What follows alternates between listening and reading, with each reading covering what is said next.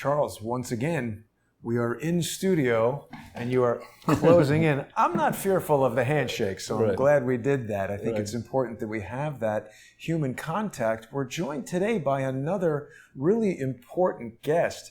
We have author, policy advisor, and mom, Kimberly Ells. Kimberly, welcome to the show. Thank you so much. Well, thanks for joining us and taking so much time out of your day. We're here today to talk about your various books, including your most recent one. Why don't you take a second and just explain to the audience what the focus of your work is, and then we can dive into the book. Okay, great. It might help to just tell you how I got into the realm of family advocacy and opposing children's sexual rights and all of those things. A few years ago, I found a document online in the course of research that it was celebrating children's sexual rights, and that didn't seem okay to me. And in fact, I didn't even think it was real because it was so concerning, and I didn't know there was something like that existed in the world. And so that day I decided if that was real, that I was going to fight it. And so as I got into things, I met up with other people who were likewise concerned, and with an organization that was already fighting the early sexualization of children at the global level. And so I jumped on board, and so for the last several years, I've been involved with Family Watch International, and we work at the United Nations to protect the family and to protect children from early sexualization. That's very important, very important. So you've been doing that for a couple of years. Who were some of the bad actors in that pursuit? Well, the document that I found that originally alerted me to this whole arena was published by International Planned Parenthood Federation. It was called the Exclaim document, guiding young people to seek out their sexual rights. And so obviously Planned Parenthood is a big player. SICUS is also a player, the Sexuality Information Organization of the United States. It's not really officially of the United States, they've just named themselves that. And then as well as UN agencies, and maybe we'll get into more of that in a few minutes. Yeah. I mean, I have two children. Sorry. Is this the document here, Kimberly? Yes, that's the document right there. Yeah. Okay. And as you read, and this isn't even the worst of the documents, but it drapes sexuality for kids in very wonderful sounding terms. It teaches kids what a principle is, and there's these principles of your sexual rights. But when you look closely, it's very troubling. Yeah, this is an area because I have children. I'm actually very squeamish and not really able to tackle health issues that well.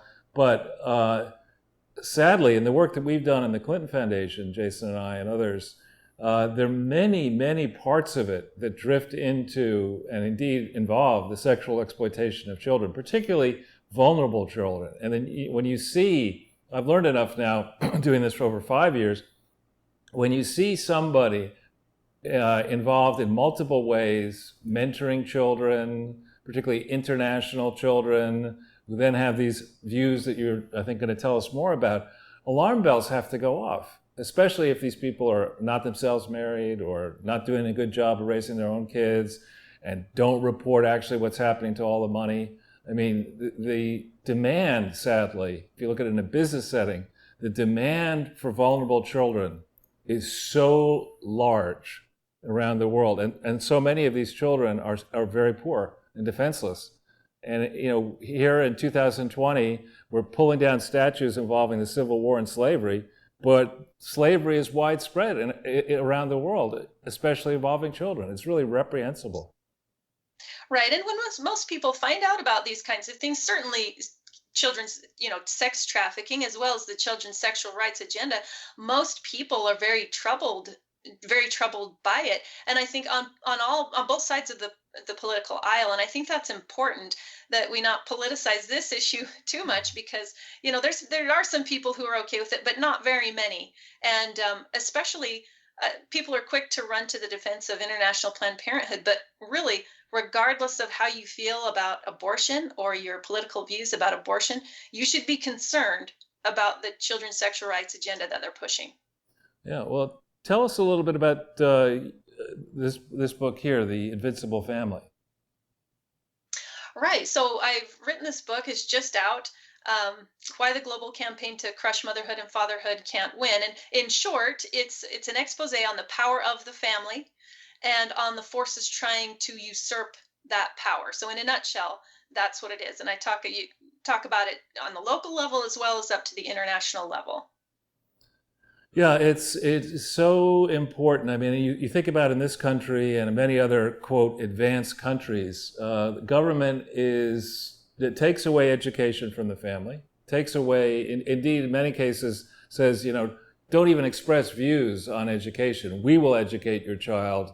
You may have these outdated ideas, so they'll do that. They take away the senior level, healthcare decisions are made by government. What's left for the nuclear family? Right. And it's interesting to note, the World Health Organization, which has been in the news a lot lately, is a United Nations entity. And a lot of people don't realize that. And so they've gotten in hot water over, the COVID-19 crisis and their handling of that. But there's many other things that we should be concerned about related to them. And one is their push for sexual rights for kids. And another is their undercutting of parents' rights, which you were mentioning, trying to take power from all these sources.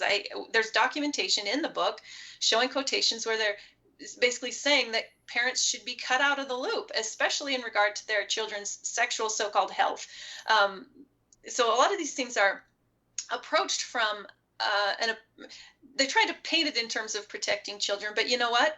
By and large, the people who are most able to protect children and who most want to protect children are their own parents. Now, there's some exceptions to that, of course, but by and large, that's true. And so if we want to paint the picture that the World Health Organization is a better caretaker of people's children than their own parents, that's just not true.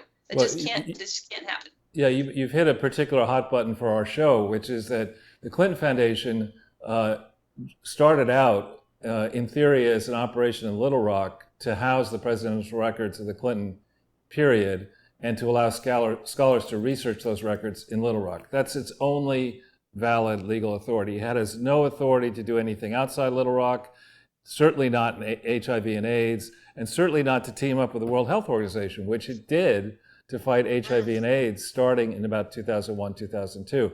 So we have deep knowledge of the World Health Organization, and in particular of this guy Tedros, who is a diabolical communist creep. I don't know how much you've gotten into his background, but look it up. He's not a medical doctor. He's a PhD. Right. There are incredible and I think profound allegations of malfeasance in Ethiopia when he was Minister of Health there and then Foreign Minister. He's involved in a fund, which is a complete fraud. People we know, we trust, estimate that 75% of the money that went through the Global Fund to fight HIV and AIDS has disappeared. So you're talking about $40 billion. So the last place on earth that should have anything to do with COVID is the World Health Organization. The other thing, sorry to interrupt there, Kimberly. The other thing that I wanted to talk about, because we're talking about hood. Yeah, Jason, you need to read my book. You're going to love it. Yeah. It talks about all those things. It's well known that Bill Gates is a longtime funder of International Planned Parenthood. He's also a funder of the World Health Organization. All of these things have, similar objectives and ties. And another thing that was mentioned a moment ago is the World Health Organization's and Tedros's connections to communistic and socialistic regimes, it seems, and certainly ideologies.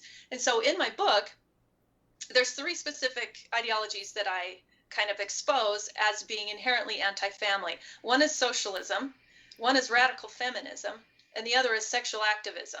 And so most people, socialism, unfortunately, seems to be perennially appealing to some people because of the doctrine of equality that accompanies it, which, as we know from the lessons of history, it doesn't actually deliver on promises of equality, but that's appealing for most people. But what a lot of people don't know is that, or may not know, is that the founders of modern socialism, of course, Marx and Friedrich Engels, who I talk about in the book, were openly and overtly anti-family. And there's a reason for that. It's not that they don't like mothers or fathers or whatever. It's because there's a certain innate power that exists within families, within a family.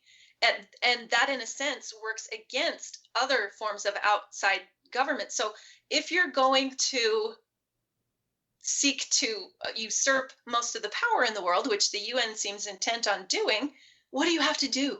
You have to take the power that exists in the family and you have to usurp that. So you have to destroy the structure of the family so that you're taking care of children. You have the decision-making power. And so I think I hope that when some people realize the inherently anti-family position of socialism, that they'll think twice and maybe recoil from that. Secondarily, with feminism, again, early feminism, all for it. Women's rights, legal rights and so forth. Of course, virtually everyone is in favor of those things. But I explore in the book the very anti-family foundations of more modern feminism, what most people consider radical feminism. But unfortunately, the view is becoming less radical and more mainstream.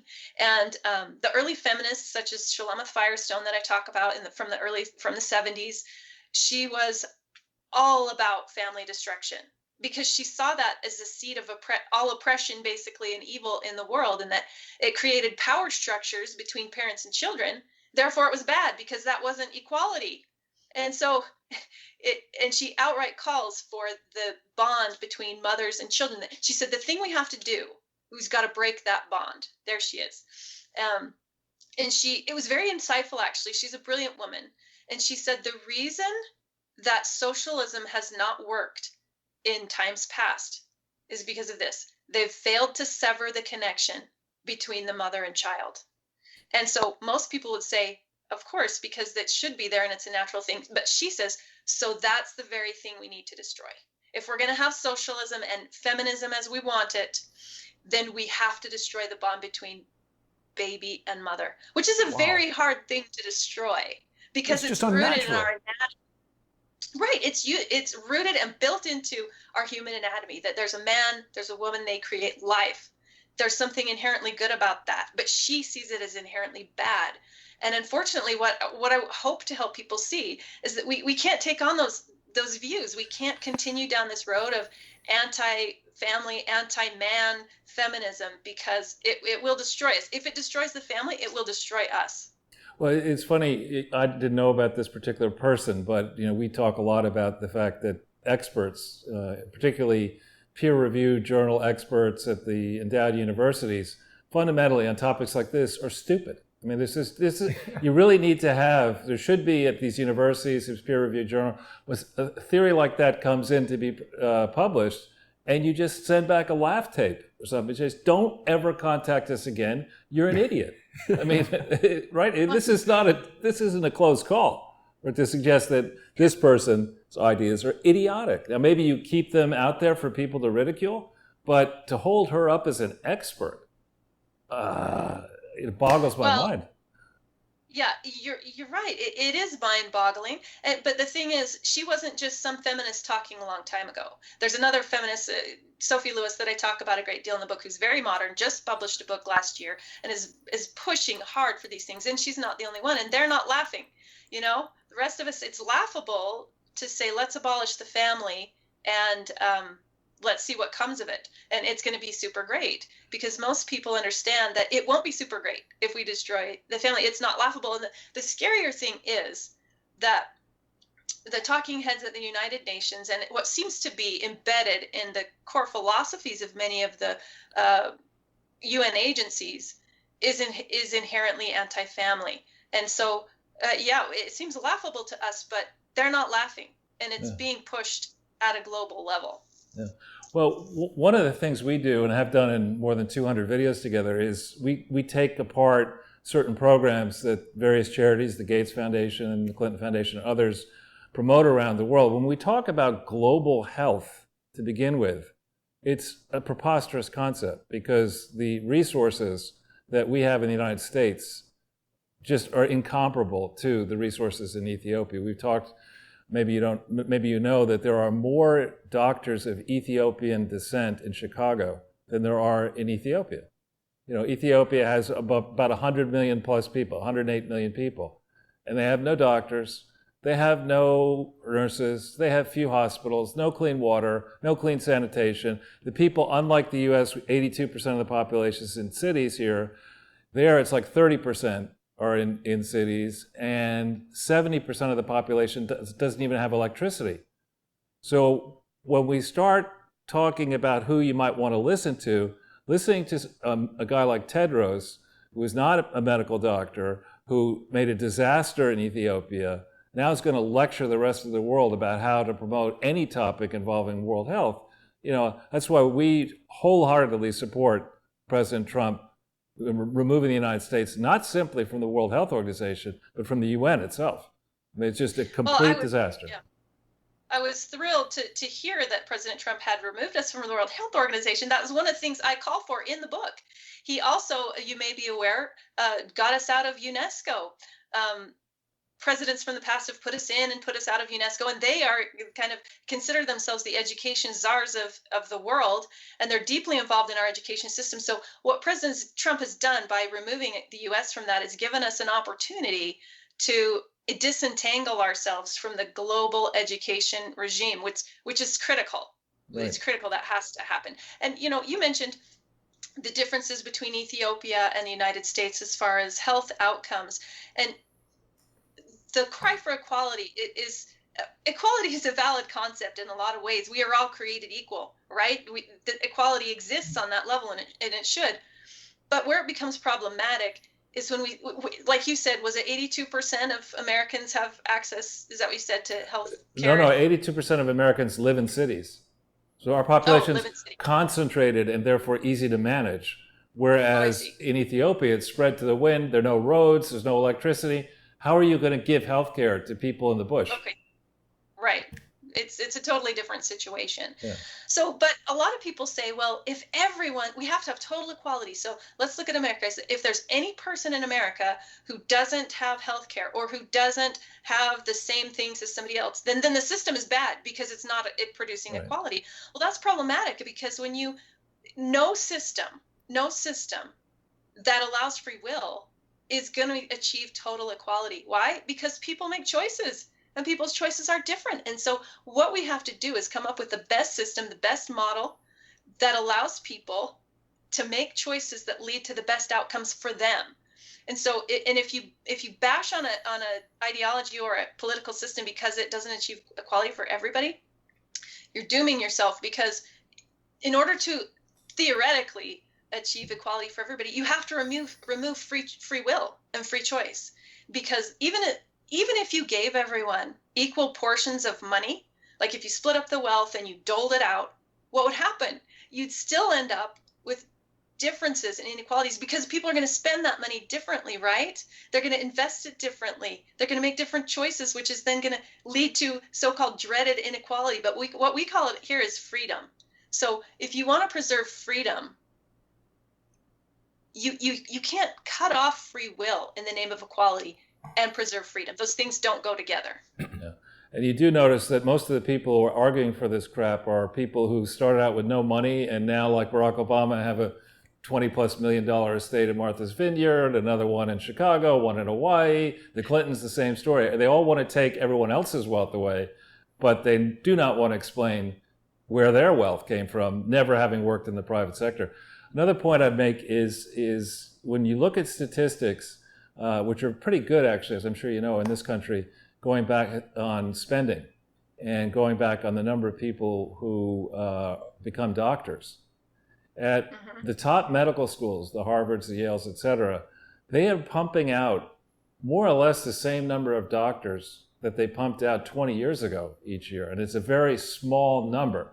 In contrast to that, they put these schools of public health, which meant expensive bureaucrats, many more bureaucrats than doctors and nurses. And so, I think some focus needs to go into, why are we, using these endowed institutions to flood the market with bureaucrats instead of encouraging people to become caregivers, actual medical doctors and nurses, and especially considering how our population has changed. When you look at age cohorts, obviously now we're in a zone where people age 54 and up are a very high percentage and an increasingly high percentage of the U.S. population. So they tend to demand the most, they and people giving birth tend to demand the most by way of healthcare. So there's, some data-driven analysis that can help us come up with solutions. Letting some person like AOC or Greta Thunberg or pick, Bill Clinton when he was young, or Ira Magaziner's another case in point, or Jonathan Gruber, tear everything down so we can try some other approach is madness. It is madness. You don't create by destroying. You don't improve things by destroying, and so it is madness. And unfortunately, calls for global government are increasing. I saw just before I came on that Antonio Guterres, the UN Secretary General of the United Nations, has just said that a new model for global governance is on the way. Oh, good. That should be concerning to everybody.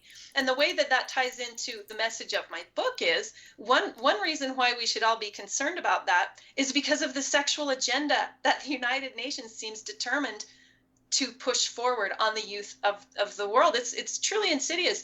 And so if we are willing to kind of give up our sovereignty to the UN for so-called global health or global anything, that's a very bad deal. And our youth are going to pay the price, and we're not going to like the outcomes.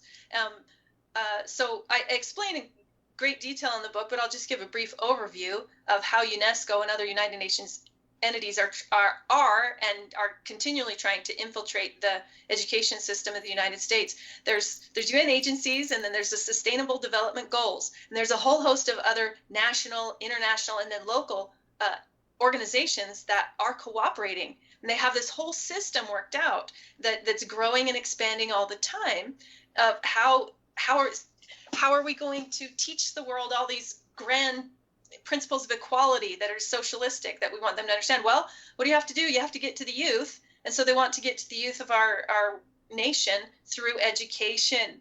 And it's happening, and it will happen more.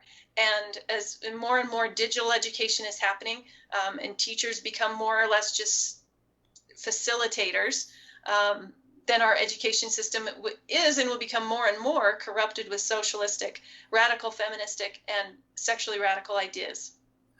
It seems like today, more than ever, technology, and I'm not just talking about the type of technology that we're utilizing, but prior to February, let's say, easy access to low-cost airfare. It's very much more common for people in their 20s today to have been involved in international travel, to have international friends from college and things. So I think a lot of these messages from the UN about global governance are perceived by a younger generation as something noble and something that we should do. But you're raising so many points, Kimberly, that are so important. Just to take you back to something that you brought up earlier, I also was very enthusiastic about President Trump defunding the World Health Organization, but a number of viewers and even other co-hosts here on Crowdsource the Truth have brought it to my attention that just as recently as June, the United States, despite removing funding for the World Health Organization, has donated $1.16 billion to Gavi, this global vaccine alliance that is also tied to Bill Gates. What do you think about that when viewed through the lens of defunding the World Health Organization? Well, it sounds like you need to go deep and find out what's going on there for us, Jason. Yeah, obviously, Bill Gates is tied to the whole vaccine industry and has openly said now that the only way we're going to go back to normal is if everyone in the world is vaccinated. And so, there's too many ties weaving together here. And so, yeah, that would be interesting to follow those leads and see where that takes us.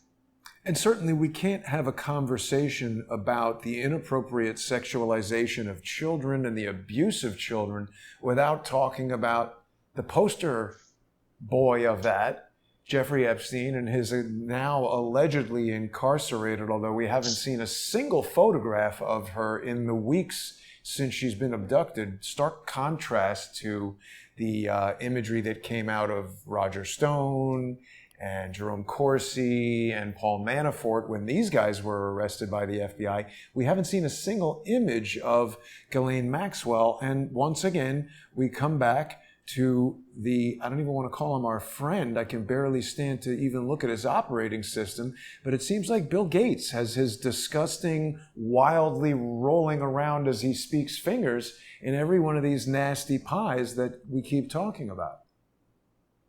It is interesting, the connections that seem to exist. And, so many people are outraged, and they should be, about sexual crimes against anyone, especially against children.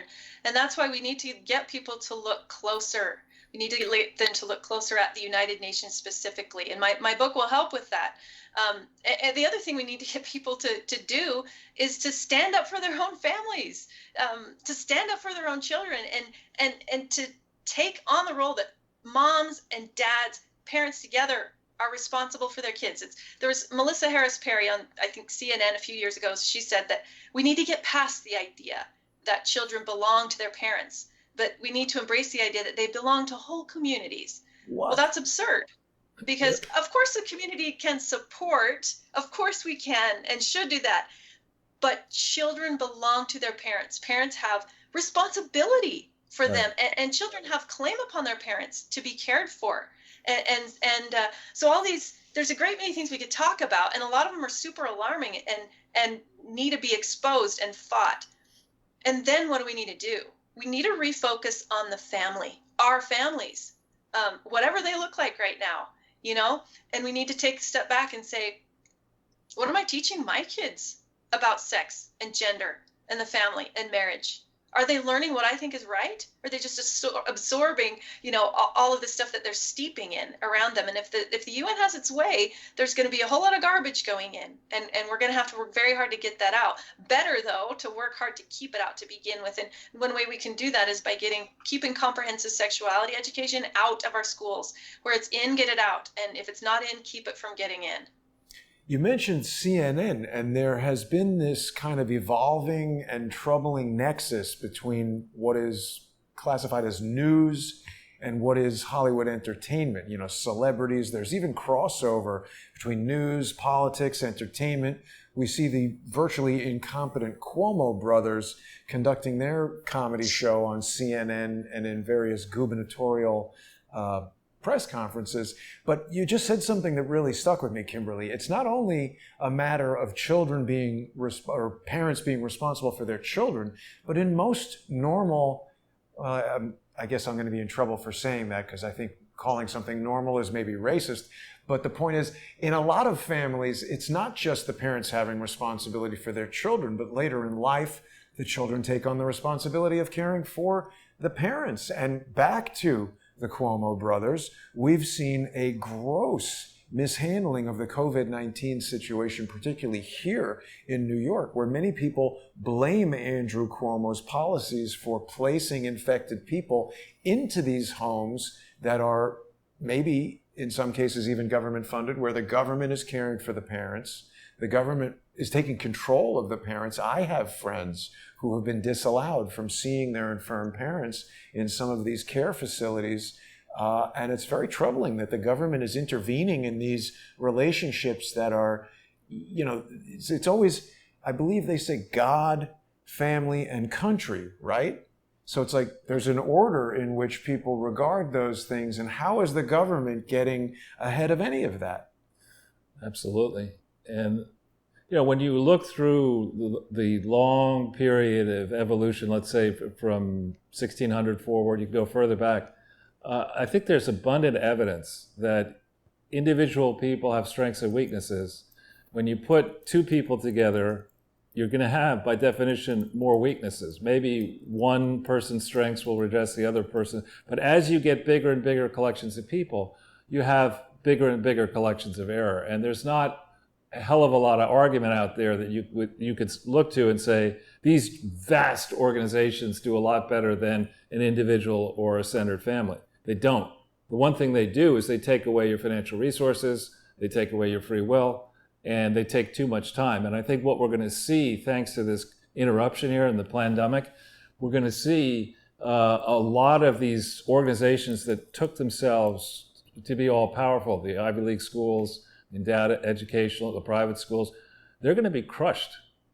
because people are finally going to be saying, why am I paying $75,000 a year per student to go to a school that teaches such drivel as, what was that person's name? And to watch it on Zoom. Yeah, well, we could just watch it on Zoom. I mean, I think the substance is on your and our side. And I think your book is fantastic. I would encourage people not to read anything by that Firestone person, but to get something written here by Kimberly Ells and think about it and then send it around to your friends and push hard. And I do apologize, Kimberly, for not reading the book yet, but it's only been released yesterday, so people who haven't heard about it before... Yes, sorry.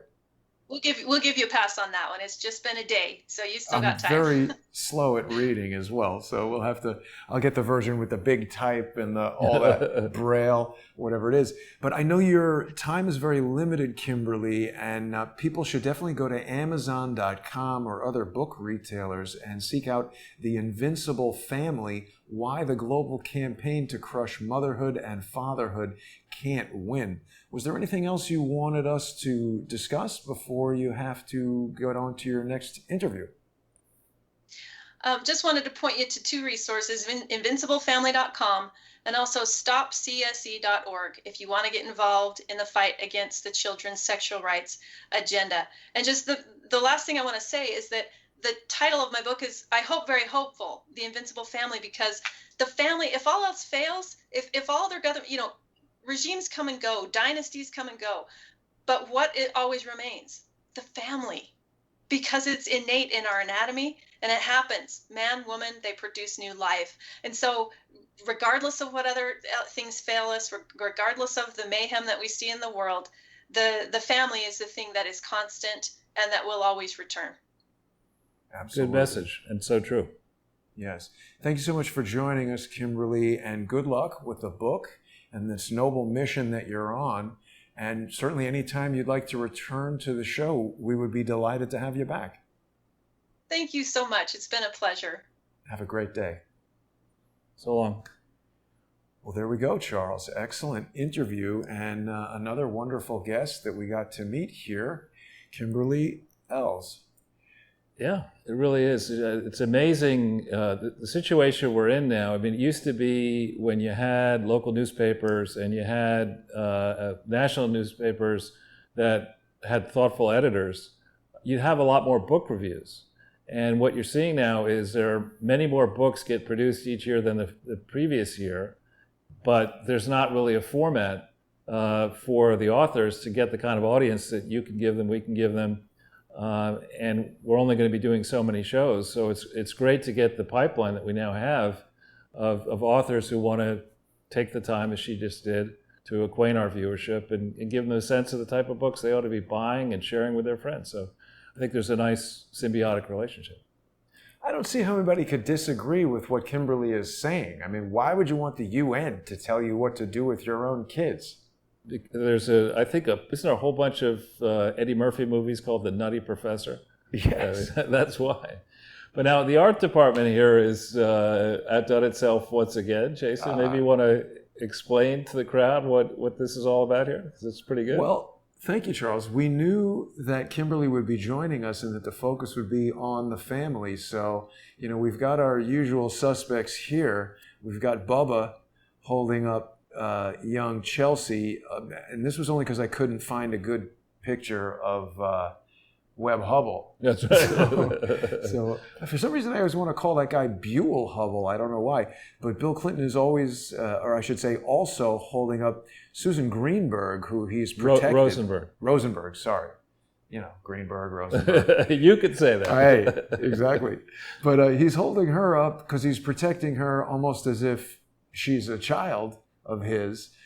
I've got Joe Biden here, mostly because any place that children are around, he's going to want to sniff. Oh, God. And he also has no idea where he is, so putting him on the wall seemed appropriate. Maxwell and Epstein, of course, part of this sick, twisted family, and Barack and Michelle Obama are flanked there by the FBI rogue and Phoenix program operative Robert Mueller.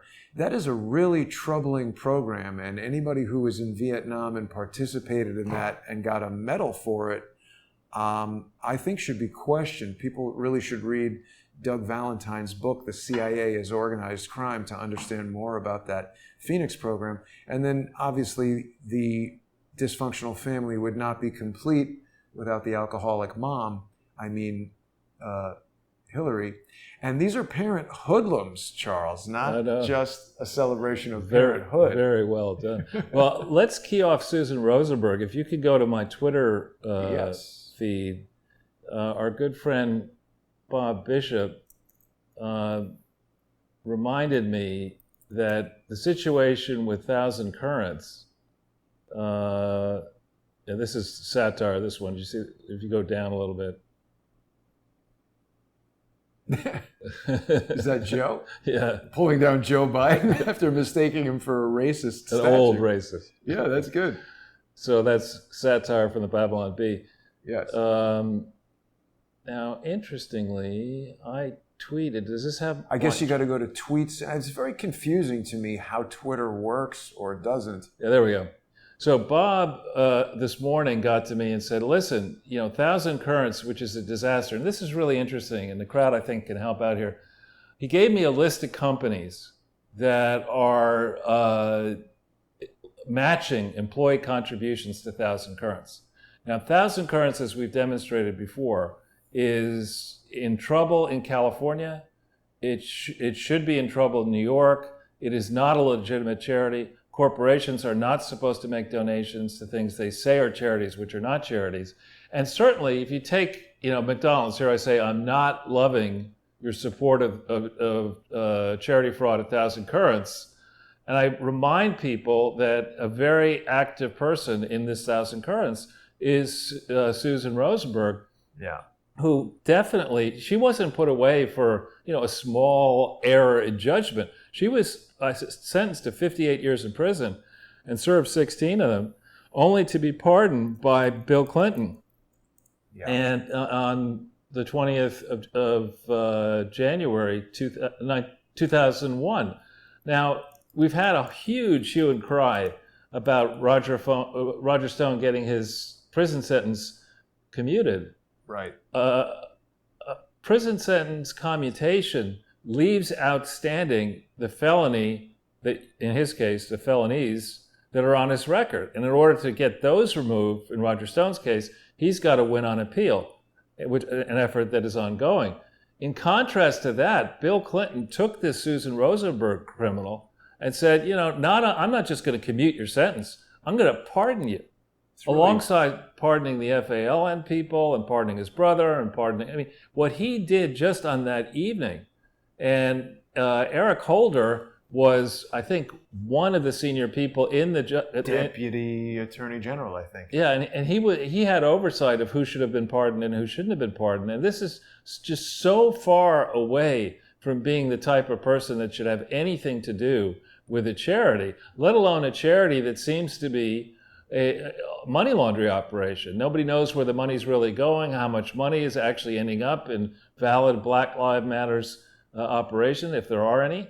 And, it's reprehensible that a McDonald's, a Coke, a Google, an Apple, Amazon, Whole Foods, everything. Yeah, and so what we should do here, I hope if people like what I said on the tweets, that they recirculate them, and they might just get picked up by a journalist or whatever.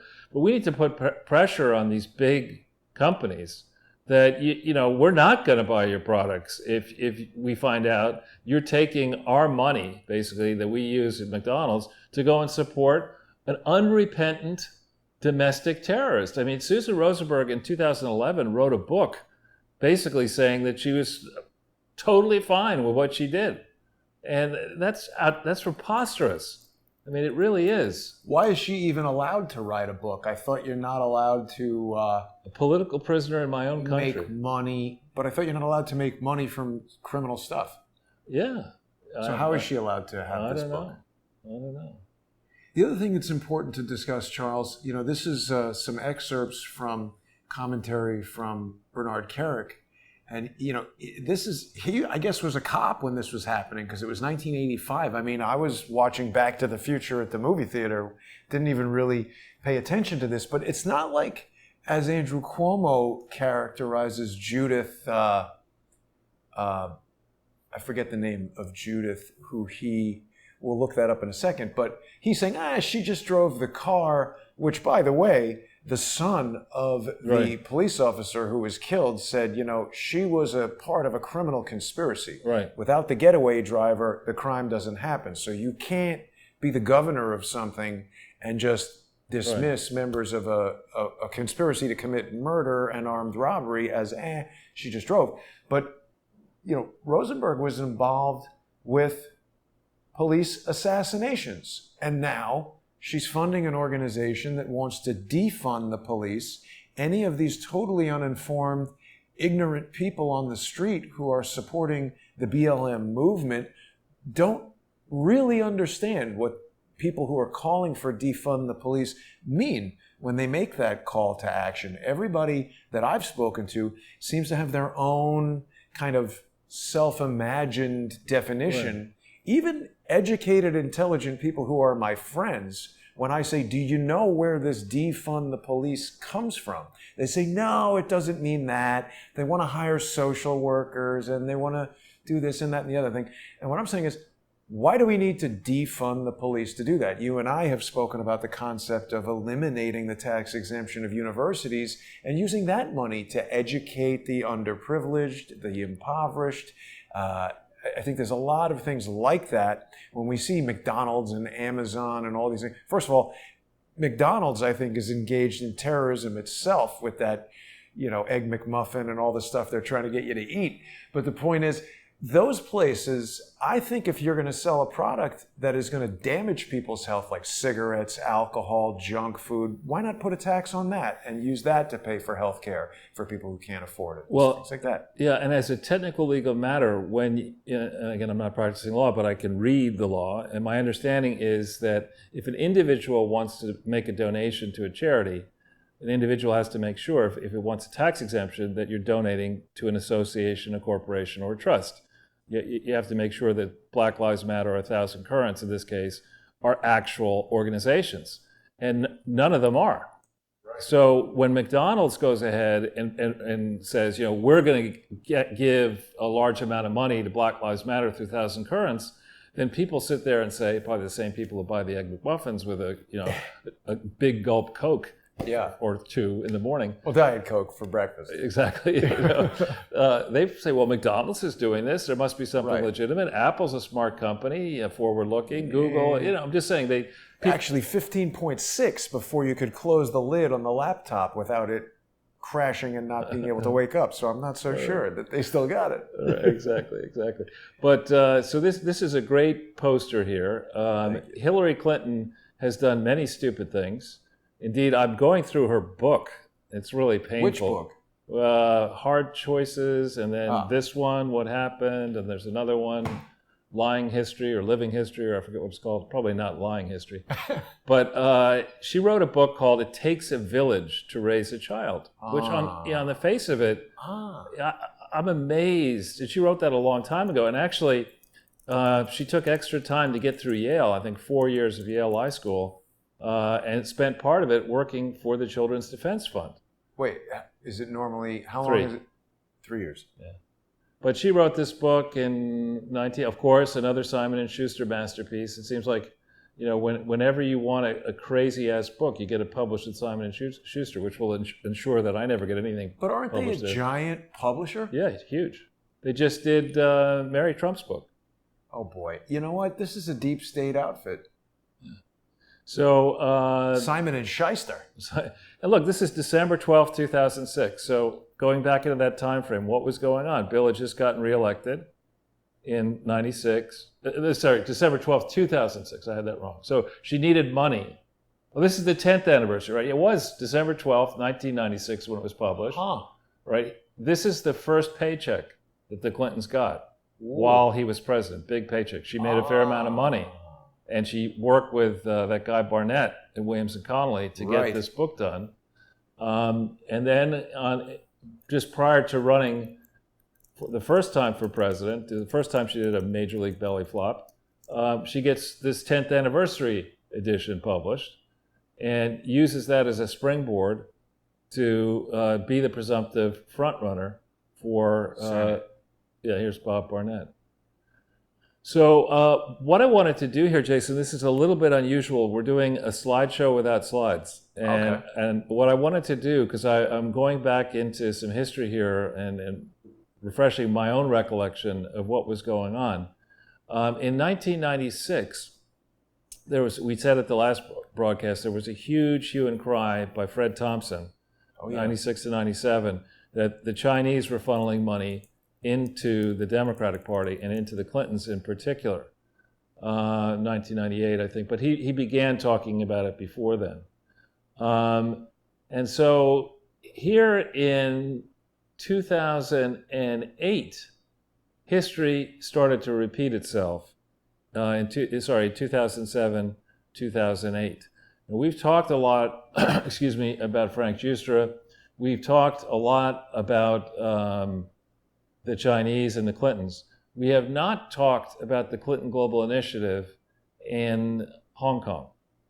And this is an interesting one, which it boggles my mind that the Clintons were able to get away with this. So if we go into opencorporates.com, which is open corporates, you get extra R in there, and we punch in Clinton Global Initiative.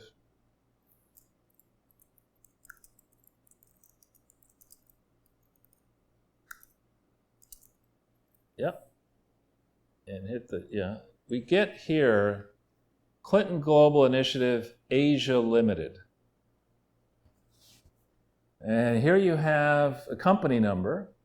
It says it's a private company limited by shares. That to me does not sound like a charity at all. It was created on, 28th December 2007.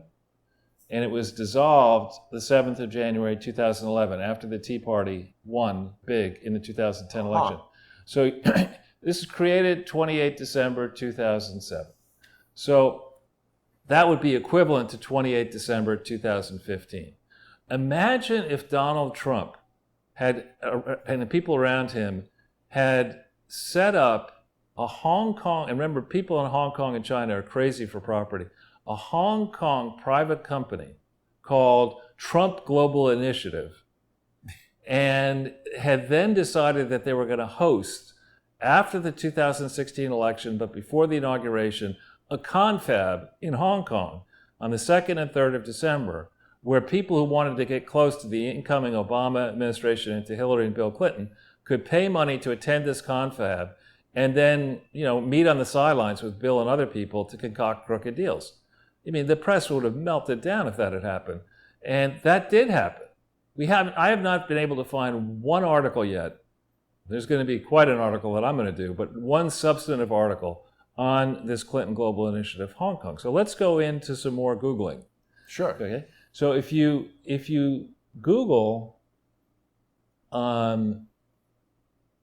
Clinton Global Initiative Asia,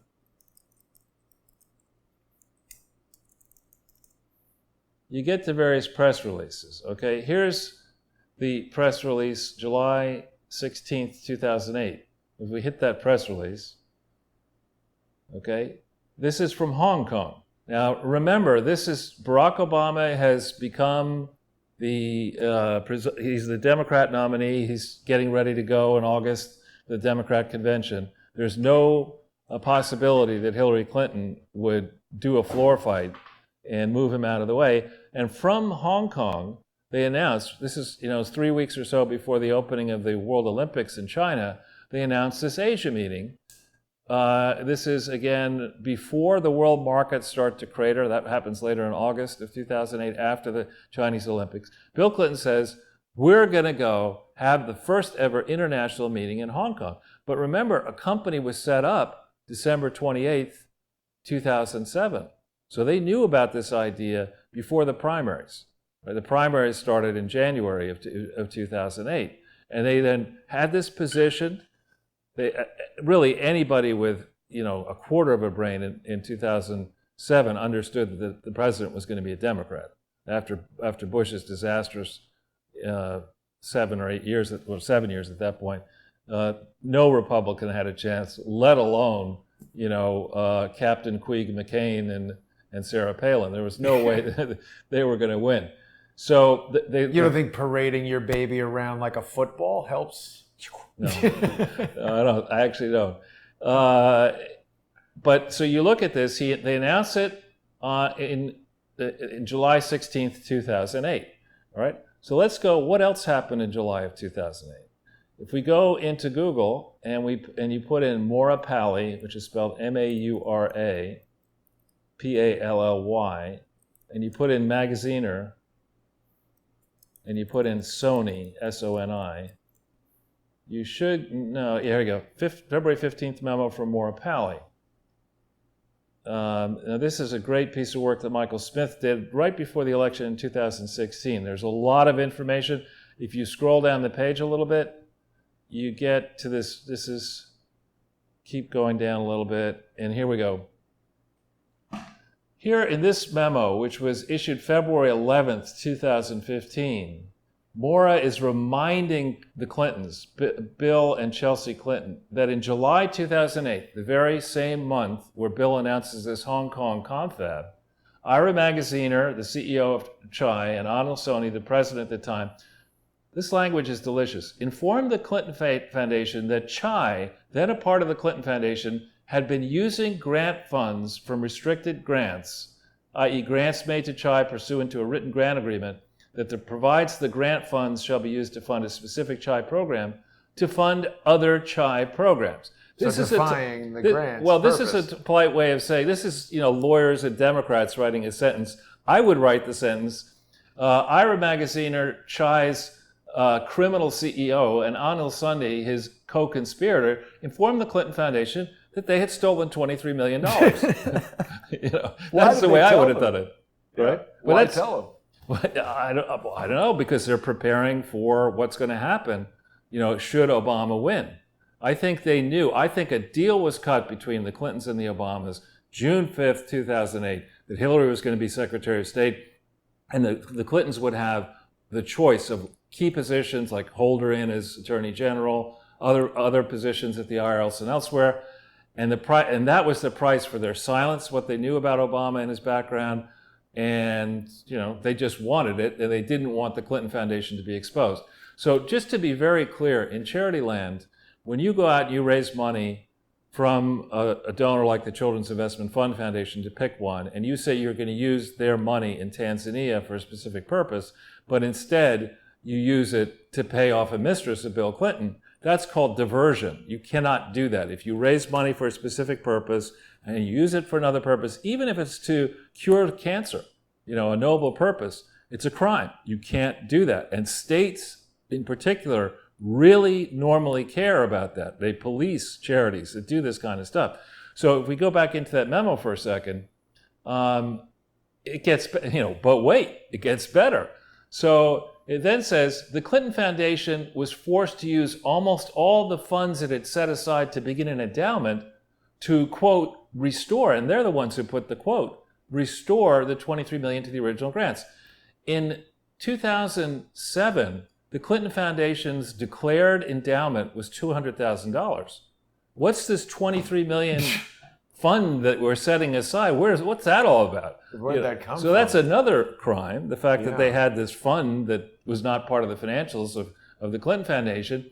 And I didn't put the quotes there, they in this internal memo say to restore the $23 million to the original grants. Now, the whole memo you can find here. Let's see if, here's the memo, February 11, 2015. Are you able to scroll down this? Yeah. Or you are? Okay, this is for our friend in Norway. Can you go to the next page, or is that impossible? No, we can do it. Okay, so we want to go through here, and it talks about how much money they had given. Keep going down. It talks about Norway. Let's see. Keep going. just gonna keep going. All right. We get here the facts. Yeah. There was no proof that any donors, including Norway, dropped off in 2007 or 2008 because of the presidential campaign. So here. In 2007, the government of Norway gave $5,429,527.24. And in 2008, the government of Norway gave chai, which did not exist, $6,683,683.08. Why does that number seems very 683? What's that about? I don't know. Of note, they also gave chai $7,988,003 in 2009. So for our friends in Norway, this is something on Clinton Foundation letterhead confirming that in Clinton records, the government of Norway gave chai $5,429,527. So Jason, can we go into Google and do Clinton Foundation annual, pull up the 2007 990.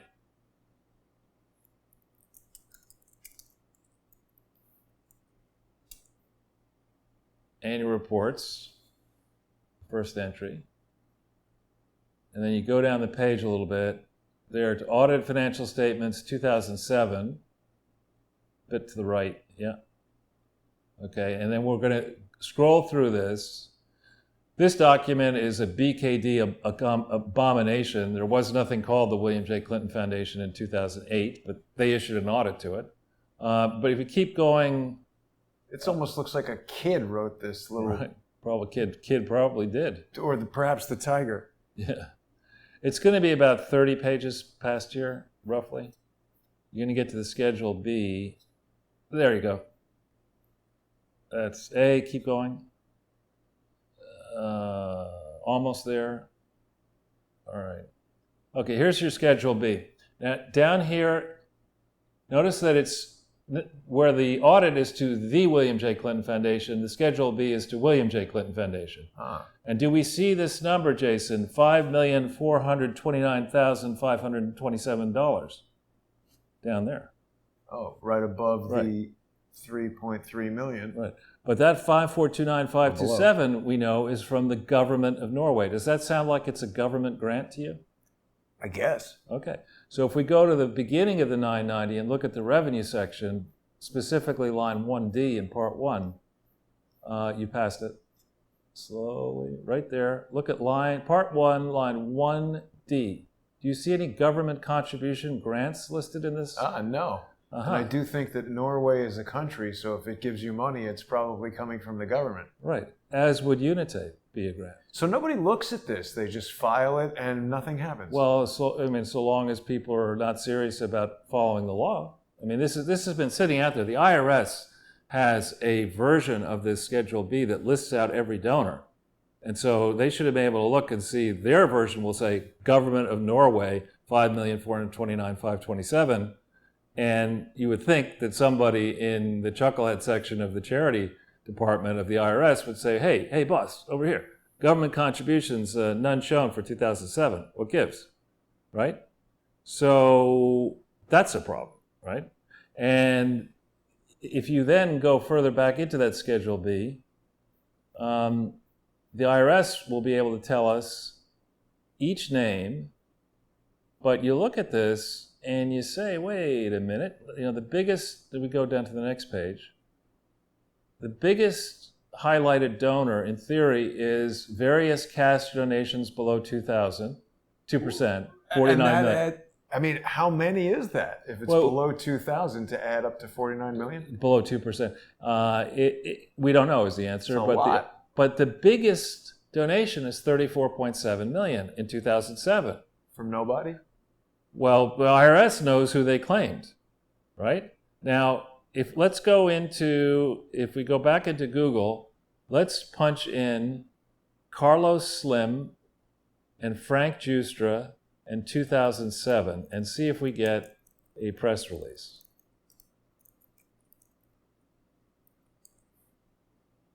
Okay. Let's see. Yeah, how about that? June 21st, 2007. Let's pull that baby up. This is in the Globe and Mail. Oh. All right. June 21st, 2007. Frank Giustra, who has made millions for himself and investors financing mining deals, has pledged $100 million and half of all his future earnings. I love those pledges. Half of all my future earnings. Well, what if you don't have any? I mean, what if you're only getting the future earnings by saying that you made this pledge? And Carlos Slim, another $100 million. Okay? And it says further down here, Jason, look at this. Several large mining companies have signed on as partners to the charity group. Now, very often, mining companies can be rapacious and tough to imagine that they're actually partners with a charity. Just how charitable is this thing?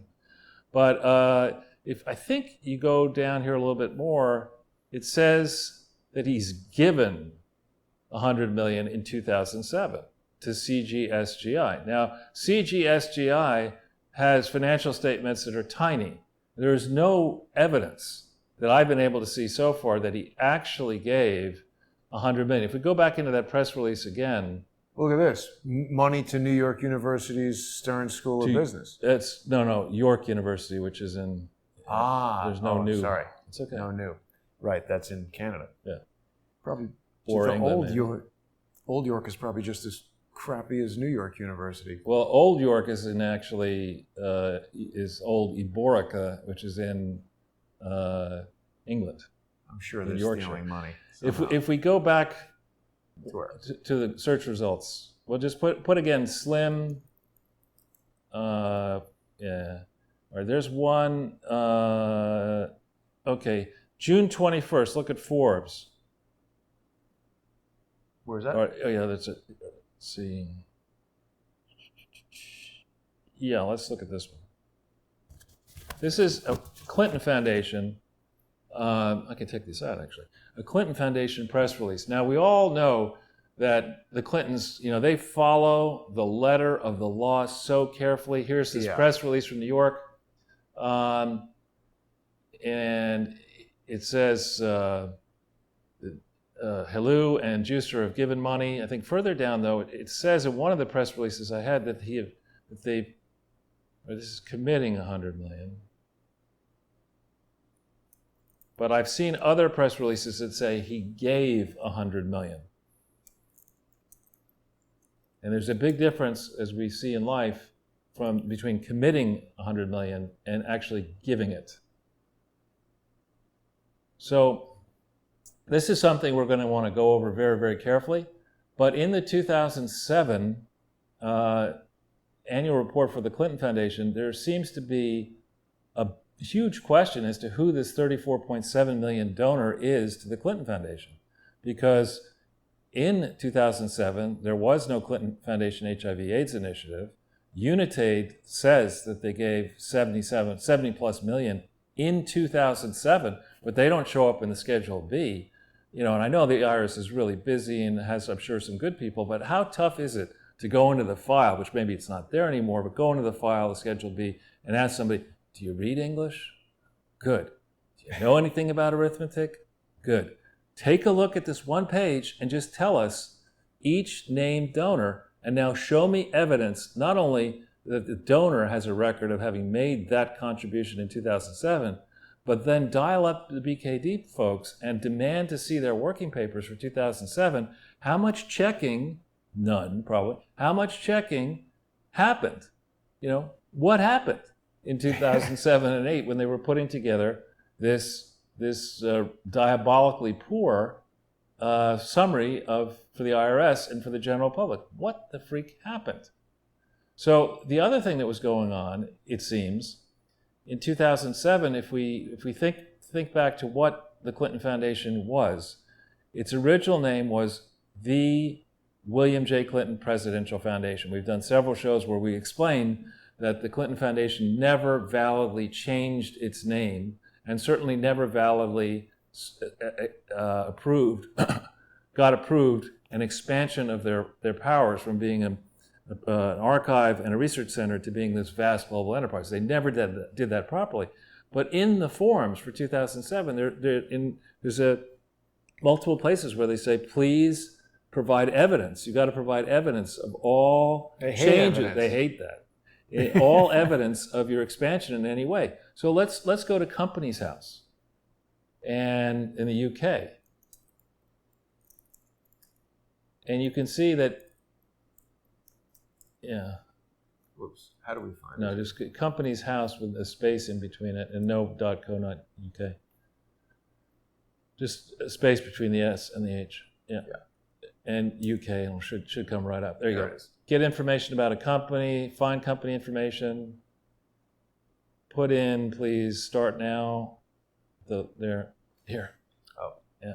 And then you have to say William J. Clinton Foundation.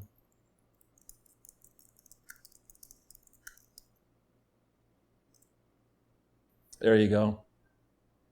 Okay, and 33. Yeah. Go, if we hit the blue link, and then company, filing history, go to the bottom of it, incorporation. So they incorporate this sucker in July of 2007. Okay, that's a significant change from what you used to be. I mean, you've now got a UK subsidiary that you set up in 2007, but that's not a change in your organization, according to the Clinton Foundation. Forgive my ignorance, Charles, but the United Kingdom is not in Little Rock, Arkansas, is it? No. Not the last time I checked. Never has it been, actually. But, and we've talked about this in the past, they greatly expanded their organizational scope by creating this subsidiary and making false representations to the UK.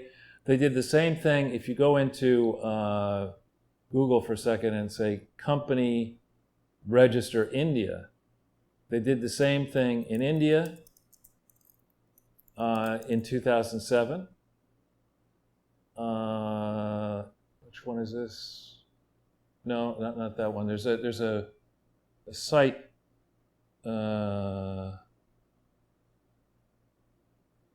.gov.in, check. Yeah, it might work, yeah. Ministry of Corporate Affairs. Yeah.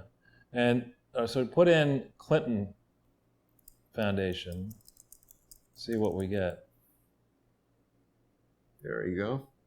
Yeah. All right, that was created in Delhi, and this is just telling you that it already exists. There are ways that we have and other people are doing.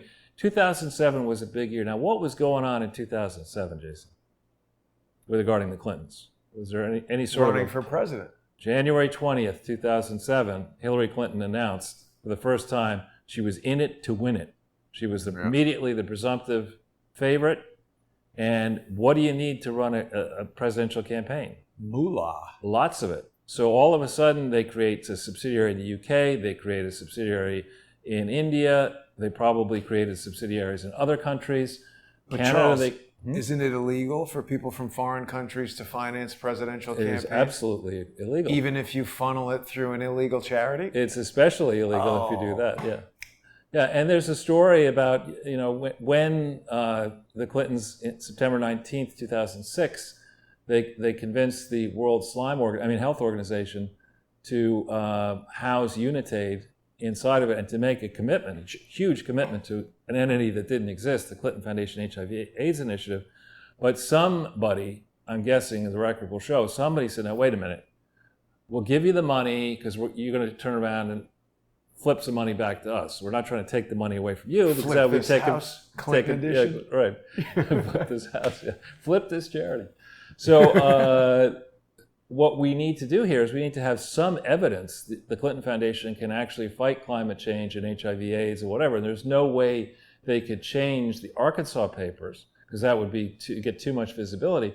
So in my view, they set up this UK subsidiary and gave it expanded powers to fight climate change, so they could say to Unitaid and other donors, look, we have the authority. We have it via this UK subsidiary, which makes a mockery of the charity law, right? If you can regulate an Arkansas charity in Arkansas, but you don't tell the Arkansas regulator that you've expanded your powers well beyond your charter through this subsidiary that nobody's going to check from Arkansas, you made a mockery of the law, which is what the Clintons like to do. It seems, right. Their expertise in law is exclusively to do that. I know some people who do that. That's right. You know a guy, huh? Yeah. So when we put this timeline together, here's another thing, Jay. So we go back into that 2007 990, which I guess we can get via the Clinton site, or you might already have. Yeah. Go. Here's a very interesting thing, because I know you like looking at evidence. If go to the beginning of the 990 and look at the date stamp. There you see an example. Go to the first page. It's a little hard to navigate in this. Yeah, you got it. No, the first page of the 990, sorry. Oh, sorry. And look at the first date stamp. What does it show at the bottom? See, most people who even are supposed to read this probably can't. All right, go a little bit down. All right, so here it has a gibberish here, but it says VO7-8.5. The timestamp is 17:14:30, so 5:14 p.m. and 30 seconds. Okay. Now, what does the next page date stamp look like? Same time, right? Now go to the signature page, which is a little bit further down here. There you go. What does the time say there? Oh, vastly different. Why would you have one version ask somebody to sign one version at noon, but run the thing at 5? Doesn't seem like most business like this happens after 5. Right, and so maybe, and this to me is where you start getting BKD in serious trouble. Here's the signature of Cheryl somebody other. We don't know her name yet. And Andrew Kessel, we do know his name. He's the dumbest CFO in the world. He also writes like a child. Right. He wrote this with a crayon in his fist. Yeah, what's this V here? That's V is in the same, what, was that a check or a V or whatever? But anyway, he signs it on the 14th of November, okay? And this is a different timestamp. What do we think about the AN versus the rest of the... I mean, it's really, I don't know. I mean, does he ever go by Drew Kessel? No, it's the Andrew. V and the AN seem to match, but the rest of this maybe not. So they sign this. He signs this. This is the tax return for 2000, or the informational return to the IRS on the 14th of November, 2008. Okay. Now let's go into Google and let's look at a calendar for November 2008. November 2008. But Charles, this is kind of like Van Drew Kessel. He's going to start a YouTube channel about living in a van. So we just want a calendar for... We just want to know how November 2008 shaked out. Okay, any one of them here. All right. So... as far as what days of the week? Yeah, so Saturday, November 15th would have been, since November 15th was a Saturday, the filing deadline for filing for 2007 was pushed out to November 17th, a Monday. Okay? So now let's look, I know we're jumping around here, but we're trying to put a time frame together. So now let's look at Judicial Watch, MOU, Clinton Foundation.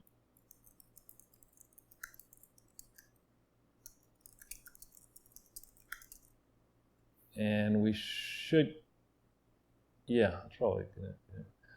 All right, now let's look at the signature page here, which is 4N, I think. 4N? 4N. Oh. Page 4, or page 5, I guess. Yeah, there's the bottom. What is the date there? November 16th, 2008. Seems like that would be a Sunday, Charles. Exactly.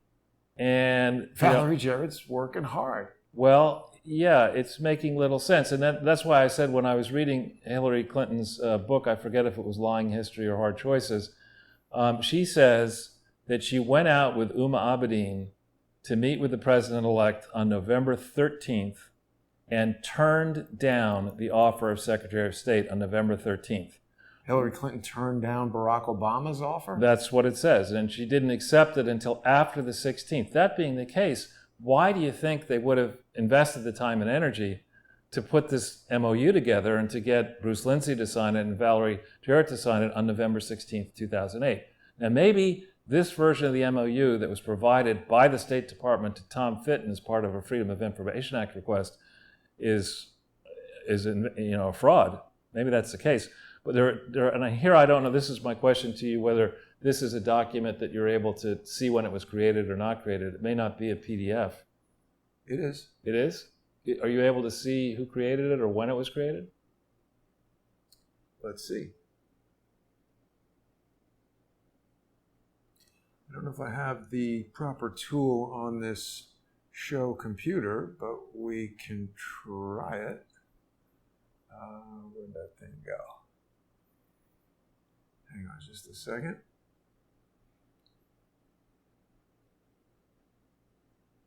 But to me, again, I'm not an expert on this kind of stuff, but it looks to me as if both signatures and the date were imported into the document.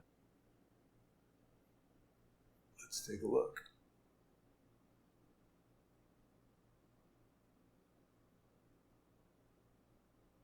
Let's see, where did I find this previously?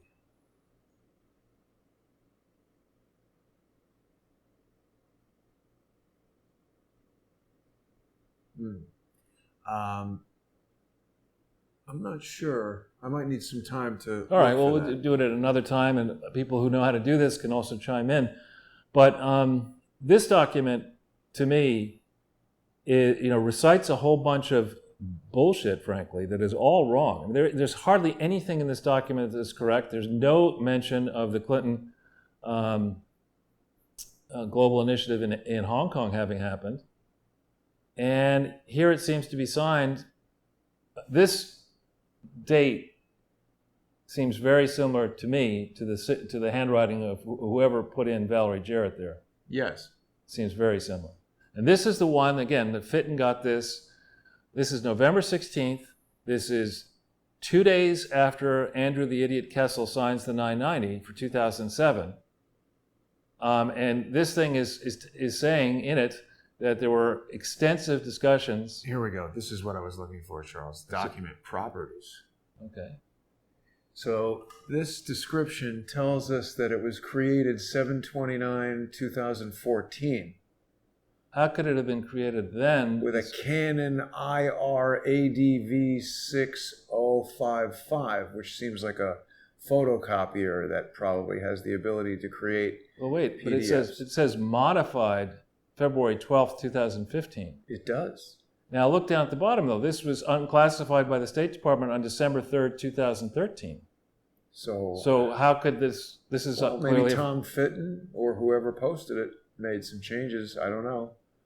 We might want to go back to where it originally came from. Well, let's look at let's pull up do the same thing into Google, do MOU Clinton Foundation John Kerry, and then you'll get another version.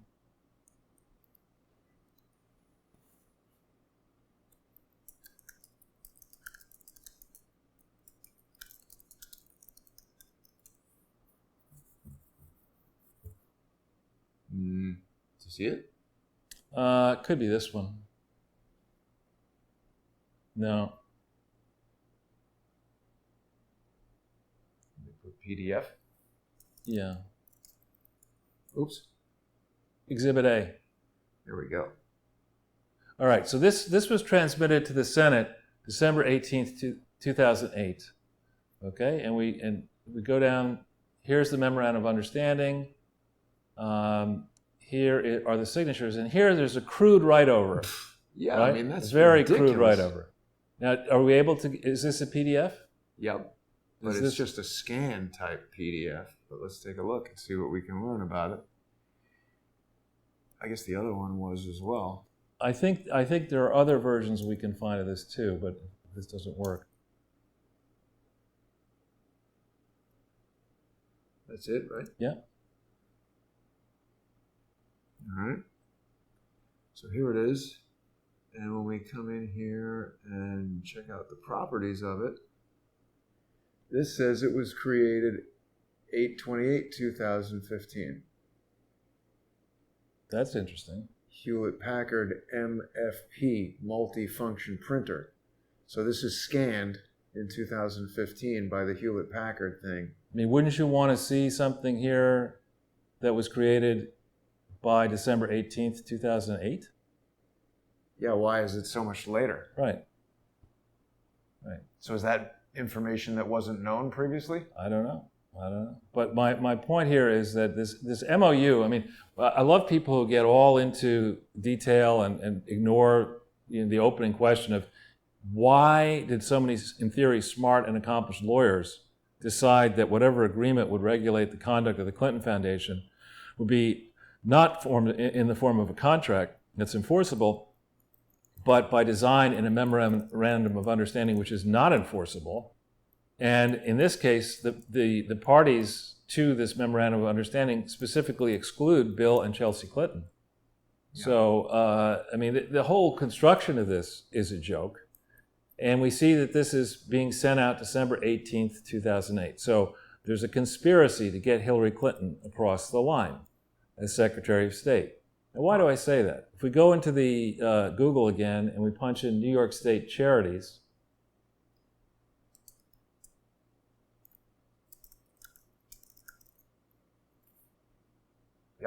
and we search on search the registry.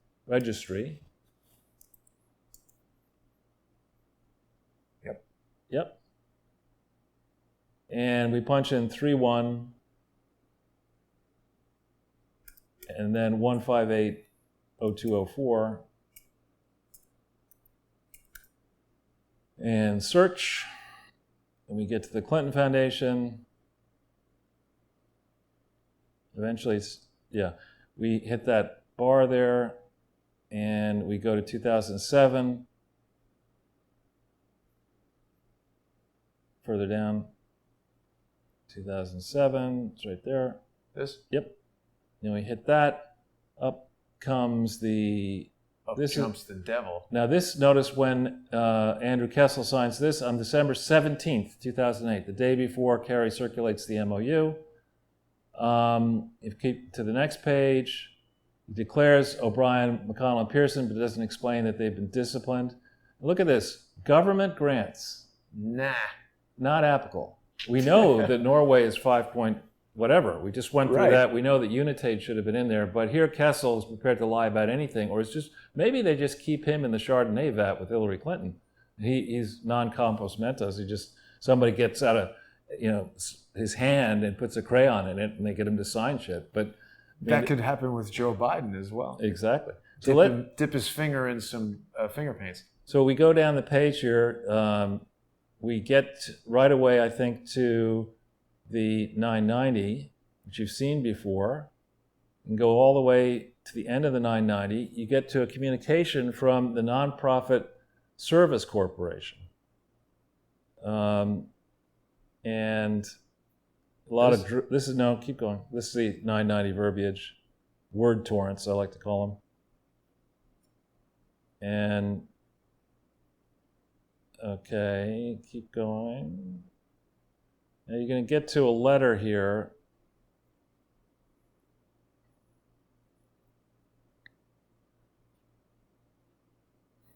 Almost there. Wow, this is... Okay, yep, yeah. This is dated December 15th, 2008. Nonprofit Service Group, okay? It's addressed across state lines. And this George E. Miller says he's a lawyer in the District of Columbia, Virginia. And his practice is limited to matters and proceedings before federal courts and agencies, okay? His partner, Virginia Ells Smith, is Missouri bar only. And actually, no, she's not a member of the bar. Not a member of the bar. It's Carolyn A. It's George Miller who's part of the only Missouri bar. Okay. So this is dated December 15th, 2008. This is a federal matter because he's using the mail to lie. But if you go down a little bit, it says,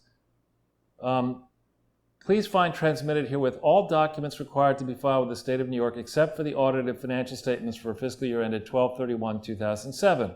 The auditors have been delayed in completing the audit. Now, the 990 explicitly states that an audit has been completed, and the 990 we know is was signed November 13th, 14th, 2000. Why did they change the date? Well, because they can't let these truths out to the Senate. You know, the Republicans don't want Hillary as Secretary of State. And if you could say that the Clinton Foundation's a massive fraud, it's never been audited, its numbers are horrible, and they've been distributing it. She might not get approved. She probably, even she might not get approved. Yeah? How has it not come to their attention now that there's this obvious forgery that's been submitted? I mean, how is that not a huge problem? Because it's New York, right? It's New York, it's Washington, D.C., and it's the IRS. But keep going, Jason. This says the audit dated December 15th, 2008, the audit has not been completed. Now let's go a little bit further down. We get to see the audit.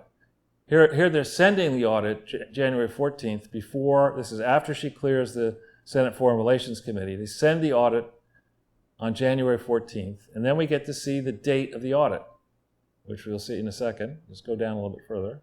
Here is the supposed audit that they said the auditors have not completed on December 15th. The auditors have not completed this thing. A lawyer across state lines uses the mail before the New York State Attorney General Charities Bureau, says the auditors have not completed their work. What is the date of the audit? It's below. Oh, December 12th, 2008. So that's why they changed the date. 3 days before. Yeah, absolutely. That's one of the reasons. But they send a letter on December 15th, the lawyer does, to New York State saying the auditors haven't completed the work. When the audit is finished, lo and behold, it's dated December 12th.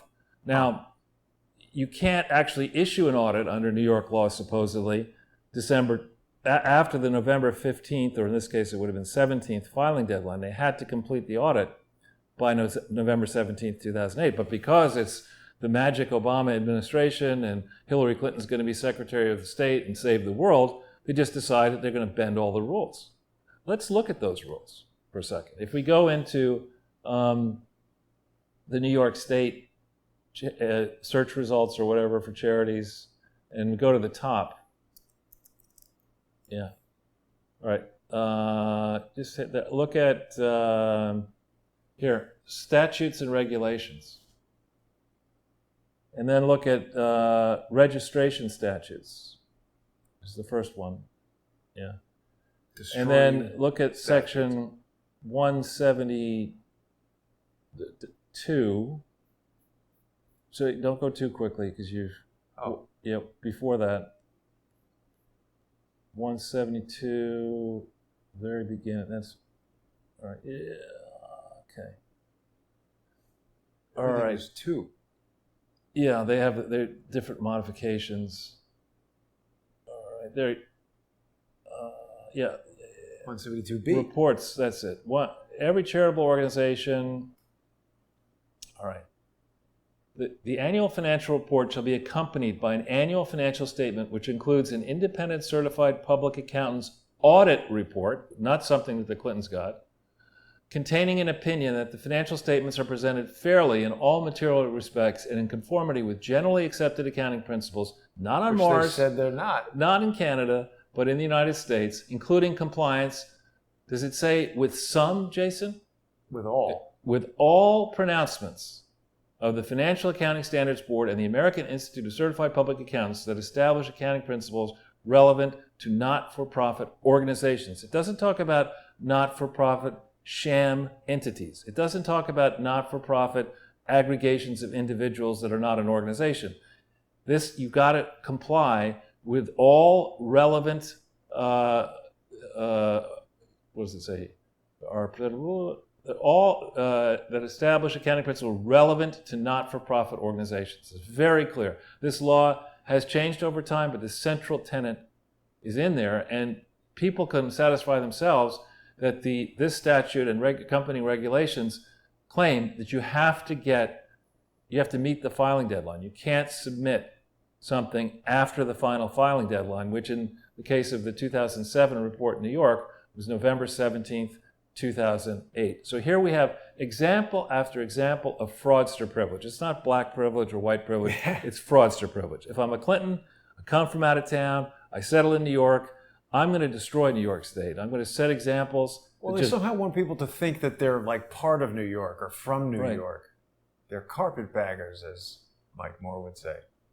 They are, but they somehow have managed to get this attorney general, an African American woman, is going to deny Hawk Newsom. Letitia James Going to go after a small bunch of fake charities, but they're going to let the Clinton charity crime spree to continue unhindered. Why do you suppose that happened? Because they probably have incriminating evidence, the Clintons do, and people around them. I think the Clintons picked New York for a reason. I mean, New York had Tammany Hall way back when. New York has, in certain periods, been incredibly corrupt. And I think the Clintons, just like it here. They feel at home with the fraud. Tammany Hall is that place that became the New York Film Academy. Right. It's weird. Right. Surprised the Clintons haven't bought it. They could. Right. There's something happening with the dome, or they added a dome. They're turning it into like a mall or something. It's an urban mall. But back where we started, the parent hoodlums. I mean, these are a bunch of crooks, and it's just distressing on one level that the criminality has not been fully exposed and punished, because we face a stark choice here in November. November, is it 3rd this year? I think November 3rd is the election date.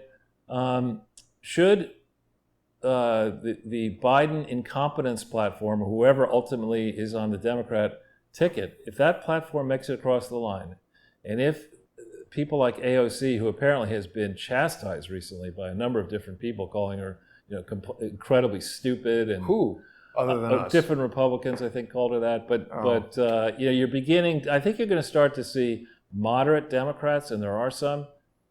The recriminations, if there's a Trump landslide, which there could be, and more moderates get kicked out of the Democratic Party, the recriminations against AOC and Tlaib and those sort of people are going to be rough. And Ilhan Omar faces now a challenger in Minnesota who has like 7 times as much money raised as she does. Because Ilhan Omar is a despicable human being. Absolutely. And really, I can't believe that she's constitutionally qualified to actually represent her portion of Minneapolis there. I mean, she spews bile and vitriol against the United States. Her personal life is more complicated than Anthony Weiner and Uma Abedin's. Maybe she should date Anthony Weiner. But yeah. Anyway, so with that, Jason, I don't really have much more to comment on. I don't believe that, Charles. Until Sunday. For now. Right. Yeah, that's fine. Well, we were going to, we were in the process of arranging the interview. There was a kind of a debate as to whether or not we were going to go down to the now dismantled CHOP. They apparently chopped it off last night or this morning at 3:30 a.m. Yeah. So what's that about? 10 times 33, I guess. But I mean, why? What caused? I don't know, but I as a guess, some of the polling numbers are now coming in. People have been busy dealing with the health crisis and other issues, and maybe the polls hadn't been commissioned. But when you lay out and test campaign, one candidate is for mobs, the other candidate is for jobs. It's very simple. One candidate cares for your safety, the other wants to burn your house down. I mean, it's not all that complicated. You don't need to go into a 1,000-point plan. And then you just splash up some Joe Biden pronouncements. That 3 a.m. Phone call ad, I think, against Goldwater a long time ago that's been reprised. It's 3 a.m. and the president has just been notified of some disaster. What will Joe Biden do? And you have a picture of him. First he's got to find his dentures. Then he's got to not trip over his walkers. At 3 a.m. he's waking up to urinate again. Again, for the 25th time. Yeah. That's not funny. Some people are incontinent. That's right. And they shouldn't run for president. He's incompetent and insane. Right, exactly. Yeah. Both. Yeah. Well, with that, Charles, we'll be back on Sunday. I do want to thank everybody for watching. There have been some questions as to how people can sponsor the show. I think I might have told you this. I just got an email from Vimeo. One of the reasons I started the sponsor-exclusive shows on subscribestar.com/crowdsourcethetruth and patreon.com/crowdsourcethetruth is that there were social engineers constantly contacting YouTube, looking for anything and everything they could complain about or make stuff up about or do things to try to get the channel shut down. And of course, everybody's heard about the censorship within YouTube itself. So I created these sponsor exclusive shows where the videos are hosted outside of YouTube to protect Crowdsource, the truth and the information that people want to access from that type of censorship. So I need to use an alternative video service. And now they've just sent me an email letting me know that even though I already pay quite a lot for an unlimited streaming, all the band, unlimited to me means without no limit. Right. But apparently I've reached the limit of that, and I'm having a phone call with them about some new plan they've devised for me that I feel like probably will cost more money. So I want people to understand that when they sponsor the show, there's all kinds of things going on all over here that their sponsorship is helping to create. So I really cannot create the show without the viewer sponsorship. And even if people are just watching our free shows here on YouTube, if they enjoy them, by becoming a sponsor, then make sure that I can keep bringing them those shows. And there's loads of great sponsor exclusive shows on there. Just last night, I was speaking with Mike Moore on the sponsor exclusive More Pain about this attorney who is alleged to have murdered the son and attempted to murder the husband of Judge Salas. A brazen attack on a federal judge. I personally, Charles, do not believe that a lawyer would do that. They're alleging this is some 5-year-old grudge that coincidentally manifests itself just days after this judge is assigned to preside over the case that has to do with Deutsche Bank failing to identify Epstein as a high-risk client. I feel like there's a lot of money moving around in that case that could lead to things that maybe certain people don't want other people to know about and threatening the judge. I mean, in my view, if somebody is on a suicidal, murderous rampage, why stop at the husband and the son? Why not search for the judge? Why bother going home to kill yourself? Why not just kill yourself right there? None of that makes sense. Also, if he planned to kill himself, why disguise himself as FedEx? You could just ring the door, have the door open, shoot the guy, kill yourself. Well, I'm sure we can count on the FBI to get to the bottom of this. Right. They've been assigned to the full force of the FBI has been assigned to ignore this matter and do nothing. But with that, Charles, I think we're going to wish everybody a pleasant evening, and we'll see everybody tomorrow. Great. Thanks for watching.